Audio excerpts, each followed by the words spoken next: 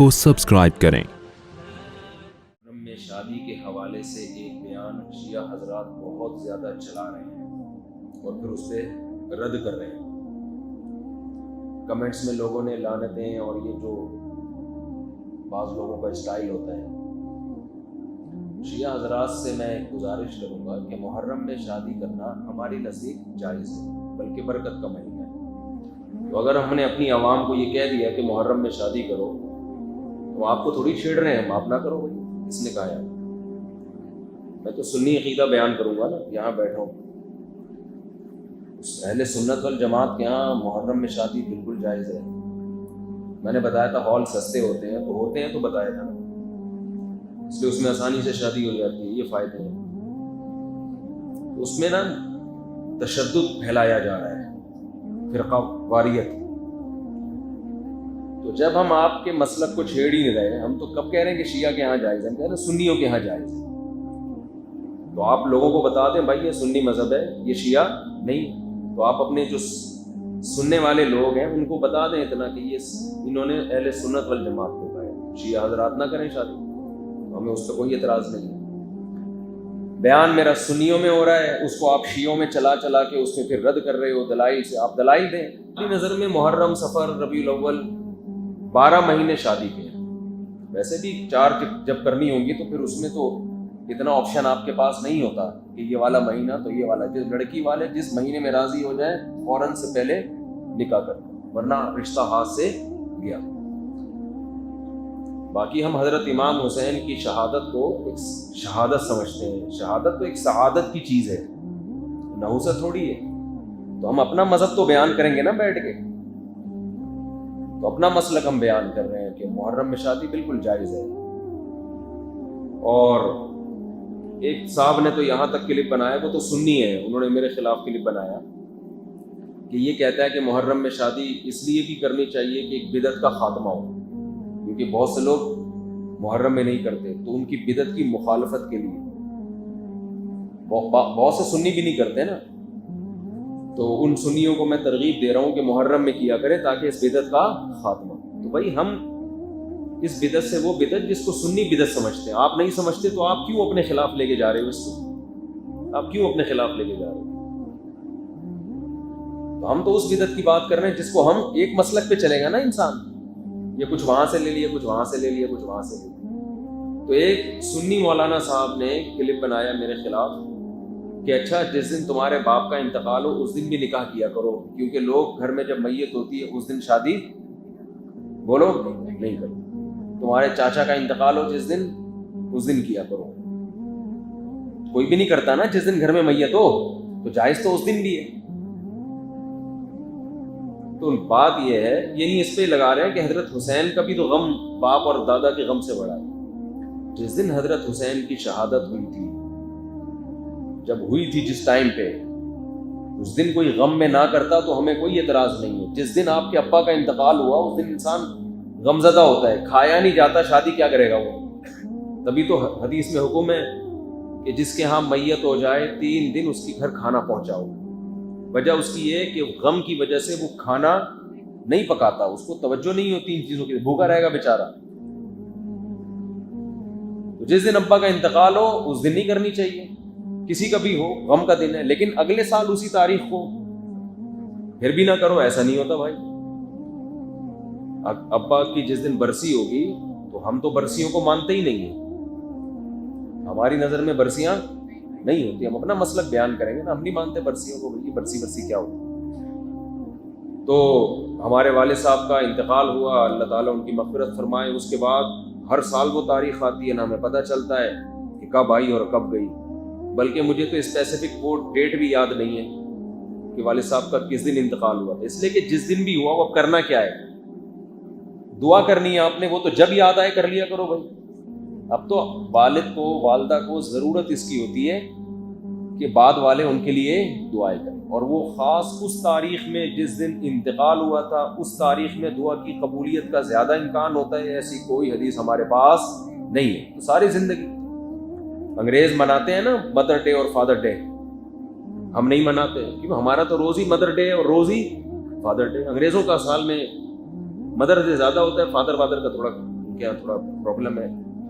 کچھ لوگ منا رہے ہوتے ہیں, کچھ لوگ جن کے ہوتے ہیں وہ منا لیتے ہوں گے. مدر ڈے بہرحال وہ سب منا رہے ہوتے ہیں. تو ان کے ہاں وہ اس لیے مناتے ہیں مدر ڈے اور فادر ڈے کہ ان پورا سال ابا اماں کو پوچھنے کی توفیق نہیں. ہمارے یہاں تو بھائی روز ہی ابا ہیں.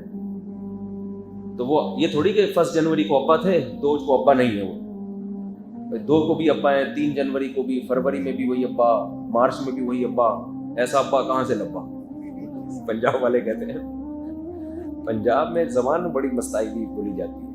وہ ایک صاحب اپنے ابا کے بارے میں کہہ رہے تھے میرے ابا یوں, میں نے اس نے کہا ایسا ابا کہاں سے لبا؟ لبا کسے کہتے ہیں؟ پایا؟ پتہ نہیں, خیر پائے کو کہتے ہیں نا, کہاں سے پایا. تو ہمارا تو بھائی روز ابا ڈے ہے, روز مدر ڈے, زندگی میں بھی اور موت کے بعد بھی روز ہی ان کے لیے. جب بھی دعا, مجھے تو اللہ ٹوٹی پھوٹی توفیق دیتا ہے, جب بھی ہاتھ اٹھا کے دعا کرتا ہوں تو سب سے پہلے اپنے والدین کے.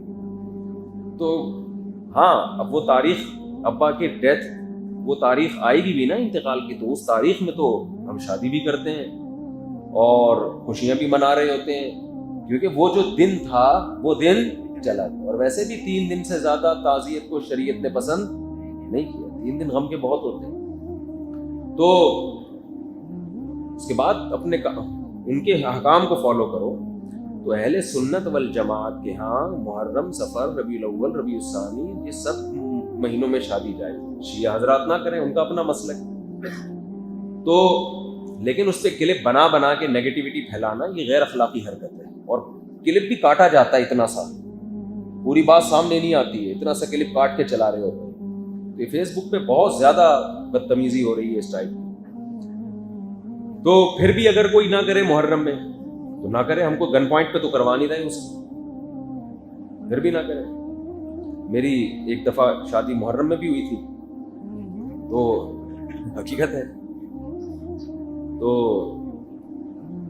مجھے یاد ہے 9 محرم کو ہم نے وہ ولیمے کا لوگوں کو بولا, تو وہ بعض لوگوں کے منہ بن گئے کہ یہ کون سا دن ہے. تو میں نے کہا بھائی ہمیں تو آج ہی اتفاق سے فرصت ملی ہے, تو جب شادی ہوگی تبھی ولیمہ ہوگا نا. تو نکاح ہوا تھا 1 آدھ دن پہلے, تو بھائی اب آج ہی ہے, تو انہوں نے آ گئے. پھر وہ کھانا کھوڑنے سب پہنچ جاتے ہیں. وہ ایک داماد تھا نا, ایک ہونے والا داماد, تو لڑکی والوں نے اس کو کہا کہ تم ہماری بیٹی سے, آج مجھے ذرا ہلکا ہی بولنے دیں, ہلکا, ٹھیک ہے نا, تو ہلکی پھلکی باتیں, 4-5 دن سے سیٹنگ آؤٹ ہوئی ہے. تو لڑکی والوں نے بولا کہ تمہیں گھر داماد بننا پڑے گا, اس شرط پہ ہم اپنی بیٹی دیں گے گھر داماد. ایک دم تیش میں آ گیا, یہ بے غیرتی, یہ بے شرمی قبول ہے. آخر میں فوراً کہتا ہے, ایک دم سوچتا ہے نا, کہتا ہے چھوڑو بے غیرتی بے شرمی دے گا, لیکن قبول ہے, اور کیا چاہیے. تو کس میں کہہ رہا تھا میں یہ ہے, ہاں تو لوگوں نے کہا محرم, یہ پھر پہنچے ہوئے سارے. تو جو نہیں کرنا چاہے وہ نہ کرے. ہماری نظر میں حضرت حسین سے محبت کا یہ طریقہ ہی نہیں ہے نا کہ محرم میں سوگ منائے. ہمارے ہاں دوسرا اسٹائل ہے محبت کے اظہار کا, دوسرا طریقہ ہے. تو ہم کہتے ہیں ان کو فالو کرو. حضرت حسین کی اتنی بڑی داڑھی تھی, کتنے لوگوں کی داڑھی ہے بڑی. حضرت حسین بے انتہا سخی تھے. اس دور میں جو سید ہوا کرتے تھے نا آل رسول, اتنی سخاوت ہوتی تھی کہ ان کی سخاوت کی مثالیں بیان کی جاتی تھی. حضرت حسن رضی اللہ تعالیٰ عنہ اتنے سخی تھے کہ ایک مرتبہ آپ نے باغ میں دیکھا کہ ایک غلام کھانا کھاتا ہے, ایک نوالا خود کھاتا ہے, ایک نوالا کتے کو کھلاتا ہے, اپنے کھانے میں سے آدھا اس کو دے رہا ہے. تو حضرت حسن نے پوچھا کہ یہ کیوں کر رہے ہیں؟ اس نے کہا مجھے شرم آتی ہے کہ میں ایک جانور کے سامنے کھانا کھا رہا ہوں اور یہ بیچارہ للچائی کی نظروں سے میرے سامنے دیکھ رہا ہے. غیرت مند لوگ تھے نا. حضرت حسن کو خیال آیا کہ جب یہ غلام ہو کے اتنا غیرت مند ہے کہ آدھی روٹی کی سخاوت کر کے کس پہ خرچ کر رہا ہے؟ جانور. تو ہم تو آل رسول میں سے ہیں, ہم تو نبی کے نواسے ہیں. حضرت حسن رضی اللہ تعالیٰ نے اس غلام سے کہا کہ تیرا مولا کہاں ہے؟ جس کا یہ باغ ہے اور جس کا تو غلام ہے. اس نے بتایا تو مولا سے کہا کہ اس کی قیمت لگاؤ. یہ غلام بہت مہنگے ہوا کرتے تھے اور اس کو پتہ بھی تھا کہ سامنے خریدار حضرت حسن ہے, ان کو تو جتنے بھی بول لگا دو یہ دے دیں گے پیسے. تو اس نے بتایا اتنی قیمت, فوراً غلام خریدا, آزاد کر دیا اسی وقت. اور پھر کہا یہ باغ کی ویلیو بتا اب کتنی ہے. اس نے بتایا جی اتنی, باغ بھی اسی وقت خریدا اور غلام کو وہ باغ ہبہ کر دیا. پہلے زمانے میں اس قسم کی چیزوں کو کیا کہا جاتا تھا؟ سخاوت. آج جو سخاوت ہے جس سے حاتم طائی کی شرما جائے وہ یہ ہوتا ہے کہ وائپر کسی نے صاف کیا گھنٹہ لگا کے نا آپ کی گاڑی پہ, جب آپ کی گاڑی سگنل پہ رکی تو غریب سا بچہ آیا, 1 گھنٹہ لگا کے اس نے سرف ورف لگا کے صاف کیا. آپ نے 5 روپے کا سکہ آج کل چل رہا ہے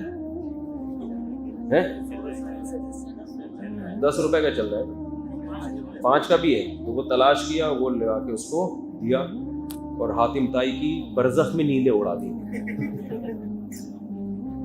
اور یہ بھی اس لیے کیا کہ کسی پیر صاحب نے, بزرگ نے کہا ہوا تھا کہ صدقے سے بلائیں ٹلتی ہیں. تو 5 روپے میں کیا بلائیں ٹلیں گی بھائی؟ 5 روپے میں ٹھیک ہے, صدقہ نہ کرنے سے یہ بھی بہتر ہے. تو پہلے جو سخاوت ہوا کرتی تھی وہ بہت زیادہ ہوتی تھی. آج کل وہ سخاوتیں نہیں ہیں. پہلے تو پورے باغ گفٹ کر دیے گا. وہ ہے نا حضرت ابو طلحہ انصاری رضی اللہ تعالیٰ عنہ, قرآن کی آیتیں نازل ہوئیں, لن تنالوا البر حتى تنفقوا مما تحبون. تم نیکی کی حقیقت کو اس وقت تک نہیں پہنچ سکتے جب تک محبوب چیز صدقہ نہ کرو. محبوب چیز اسلام میں نیکی جو ہے نا صدقہ ہے. تو صحابی آ گئے, یا رسول اللہ, اللہ نے کہا ہے کہ سب سے محبوب چیز صدقہ کرو, تو میرا باغ ہے. باغ پراپرٹی کو کہتے ہیں, زمین. یا رسول اللہ وہ میں صدقہ کرنا چاہتا ہوں. آپ نے فرمایا بخن ذاک مال رابح. واہ واہ, یہ تو بڑا قیمتی مال لے آئے تم بھائی. تو آپ نے ان کو مشورہ دیا اپنے چچا کے بیٹوں کو دے دو. کس کو دے دو؟ جو لوگ بھی کوئی ٹرسٹ ہے ان کا, یا لوگ ان کے ساتھ تعاون کرتے ہیں غریبوں کو دینے کے لیے, اگر کوئی ان کے پاس رقم لے کر آئے نا کہ یہ زکوٰۃ کی رقم کہاں دوں, فوراً کہے گا بھائی مجھے دو, میں صحیح جگہ پہنچا دوں گا. ہوتا ہے نا, ہر آدمی چاہتا ہے بھائی کہاں آئے میرے پاس. میں نے تو دیکھا ہے بہت سے ٹرسٹ وہ یہی کہہ رہے ہوتے ہیں ہمیں ہی دو, لیکن آپ صلی اللہ علیہ وسلم خود لے بھی سکتے تھے, ان سے لے کے مسلمانوں پہ خرچ کر دیتے ہیں بھائی. آپ لے کے بیت المال میں جمع کرا دیتے, چلو بھی کسی کے کام آئے گا. آپ نے فوراً فرمایا اپنے چچا کے بیٹوں کو جا کے دے دو, گفٹ دے دو. اس سے پتہ چلتا ہے دیکھو ہمارے نبی کیسے, اللہ نے آپ کے دل سے مال کی کوئی لالچ نہیں, یہ بھی نہیں کہ میری جیب سے لوگوں میں جائے, کچھ بھی نہیں. اتنا قیمتی مال کیا فرما رہے ہیں اپنے چچا کے بیٹوں کو. کہتے ہیں لیڈر جو ہے نا, لیڈر, کامیاب لیڈر وہی ہوتا ہے جس میں قربانی کا جذبہ ماتحتوں سے زیادہ ہو, اپنی ذات کو بالکل بھلا دے. حالانکہ نبی اگر لیتے تو اپنے لیے تھوڑی لے رہے تھے, وہ بھی دوسروں کے لیے لیتے نا. نام فرمائے ڈائریکٹ جا کے چچا کے بیٹوں. آج عام طور پر یہ جذبہ نظر نہیں آتا. اگر کوئی آپ سے آ کے مشورہ لینا, میرے پاس 1 کروڑ روپے ہیں, میں ہدیہ یا صدقہ دینا چاہتا ہوں, بتاؤ کون؟ وہ کہے گا میں ہوں. سب سے پہلے تو اپنا ذکر کرے گا, اور اگر اپنا نہیں تو کہے پھر میرے ذریعے سے دو, تاکہ بھونس کون جمائے بعد میں, میں. اس کا نام تھوڑی آئے گا جس نے دیا ہے, نام آئے گا ہمارا بھائی. یہ لوگوں میں ہوتا ہے. تو اس میں کچھ مخلص بھی ہوتے ہیں لیکن اصل اخلاص یہ, کوئی صدقے کی رقم لے کر آئے, آپ بولو بھائی اپنے رشتہ داروں کو. نبی نے کیوں فرمایا؟ اس لیے کہ اسلام کا ایک بہت اہم حکم ہے رشتہ داری جوڑنا. کیا حکم ہے؟ تو آپ نے عمل کر کے دکھایا بھائی. اپنے چچا کے بیٹوں کو دو گے, جب وہ باغ دیں گے اپنے چچا کے بیٹوں کو, تو چچا کے بیٹوں میں کبھی بغض, غیبت, بہتان ہوگا؟ بھائی آج کل یہ ہوتا ہے نا کہ میرے چچیرے ہی میری ٹانگیں کھینچتے رہتے ہیں. یہ ہے نا ہیڈک. لوگ مجھے کہتے ہیں مفتی صاحب آپ رشتہ داروں کی بات کرتے ہو, سب سے زیادہ تو بڑا رشتہ دار کھوتے ہیں ہمارے لیے. سب سے زیادہ غیبتیں آپ کے رشتہ دار آپ کے خلاف کر رہے ہوتے ہیں.